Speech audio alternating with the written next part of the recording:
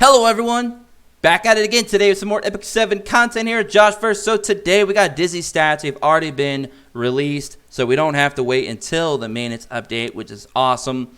So I want to kind of dive into her stats a little bit, talk about some of her team builds that you could set up for PvP, both maybe even PvE as well, some of the areas that she may be good in, and what kind of gear sets that you could run with her that would make her very, very good. So first thing that stands out is, of course, she's element ice. She is a type mage. She's a star Taurus.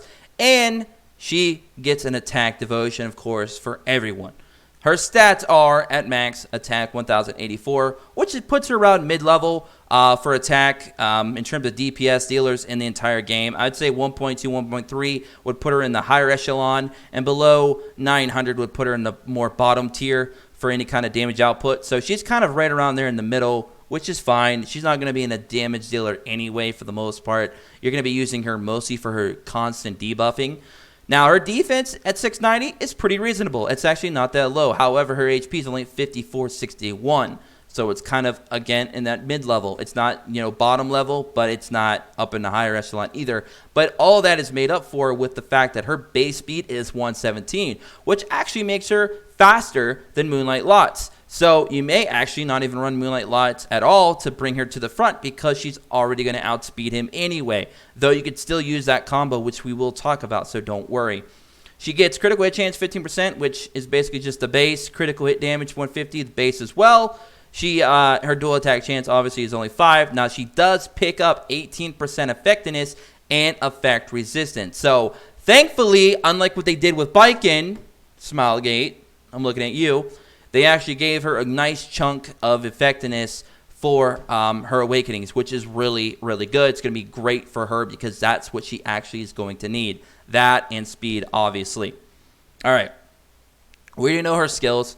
So her relationships are, she's got trust with Biken, Cartusia, Celestial Mercedes, which we talked about in our last video. That's going to be very good with the new artifact. And, of course, Soul Bad Guy. She gets 55 command, 90 charm, and 55 politics if you guys are into that kind of info.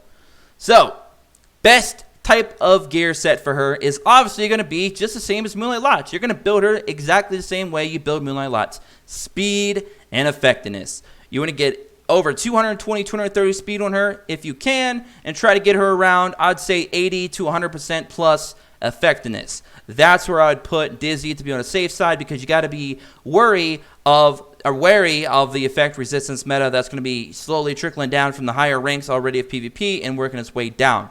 I'm sorry, PvP, not PvE. But so that's kind of where you want to be. You want her to, like, some of the setups that you could do for her is if you run another mage or you run it on herself, you could run her with Ancient Book at maxed out to get those 2 soul burns right off the one soul burn right off the bat to go S3 into S2, which is basically going to just completely obliterate your opposing team right off the bat. I mean, you're talking speed down, attack down, hit chance down. That's crazy. And then you're going to push them back 50% combat readiness on her S2 and extend all those buffs for an additional turn, making those all 3 turn buffs instead of 2. That is disgusting. Okay? That is disgusting. If you pair her with Moonlight Araminta, just think of the combination. You go Dizzy S3 into S2, and then you use your S3 with Moonlight Araminta, there's going to be nothing left of their team. They're going to be debuffed straight back to fucking 1980, 1990, whatever. And there ain't going to be nothing left. It's going to be insane. It's going to be a massacre. If you run her and then run Celestial Mercedes with the new artifact, you could completely obliterate a team. Leave them with nothing. Especially if Mercedes gets to attack twice in a row. We could be looking at a potential mage meta. And I am not even joking. A mage meta. We got characters like Moonlight Ball and Suzanne. I believe it's a mage, right? Am I tripping? Rin as well? I might be losing my mind, guys. But we have those. We have, Moonlight Araminta, which is ridiculous. We have Of course, the new Dizzy. We've got Moonlight Lots, which you could also combo with her. You could run Moonlight Lots, make him faster than her slightly.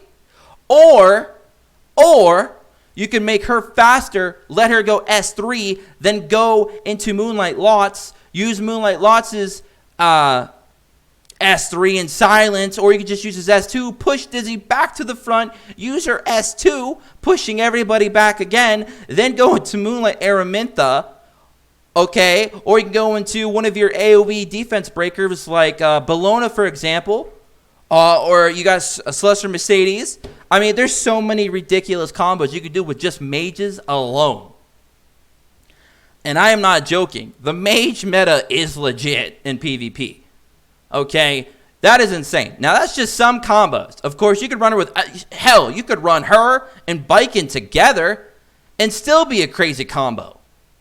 You're going to debuff like a mother. Okay? It's insane. If you get her debuffs off, it's going to be insanity.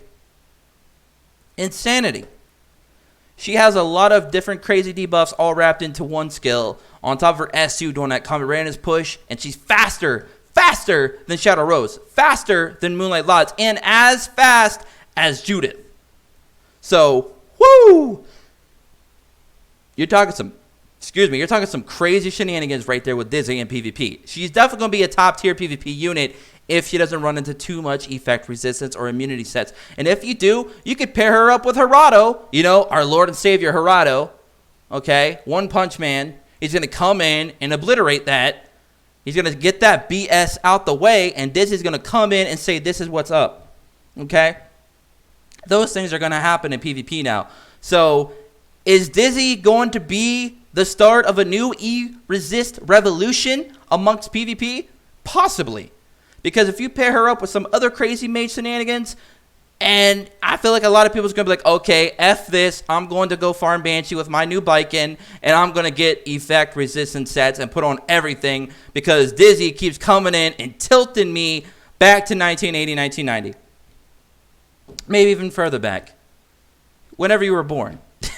For you order players out there. Another crazy thing you could do with Artifact, like I said, the new Artifact is really good, like I said in my last video for Mercedes. But some good artifacts that we already have in a game that are good for Dizzy are, of course, Ancient Book. That, max that out. It's going to be kind of hard. Or you can run 2 Ancient Books with another and only make them both, I believe, plus 15?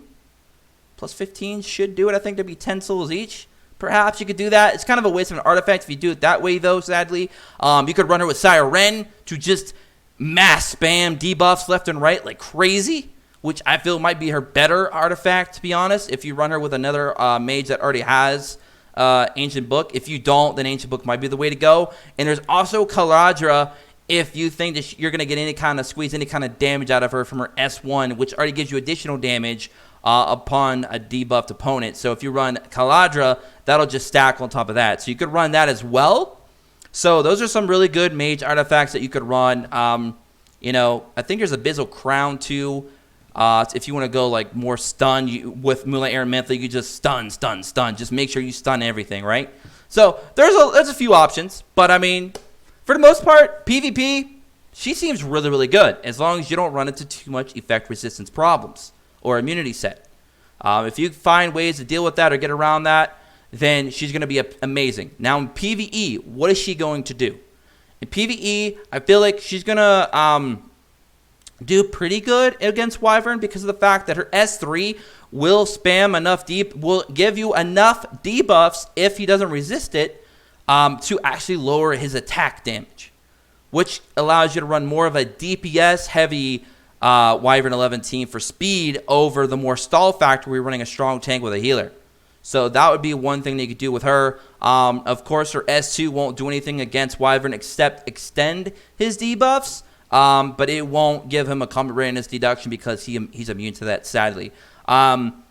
You could also run her possibly in Dark Hunts because all 3 of her moves are AoE moves. So if she can help you deal with those minions in the front row, you're going to be able to farm Dark Hunt pretty good if you don't have an AoE damage dealer at all or an AoE designated character like myself. I don't have Villager or Bellona, so a character like Dizzy might be able to step in and possibly take that place. Even though she's not going to be too heavy on the damage, she might just do just enough to get rid of those front minions, though, so I can go in with my other DPS and take care of the boss. So that's some options. She could be good as well, like I said, in raid and something like that. Her S1, you know, with the stuns, it's a nice little bonus for PvP. Not going to be so great in PvE, though, because bosses can't be stunned, obviously. But nonetheless, she's a pretty cool character. She's got a nice design. Her S3 looks pretty cool. And her skill set is kind of different. I like what they did with her S3. It's very different. It's very unique.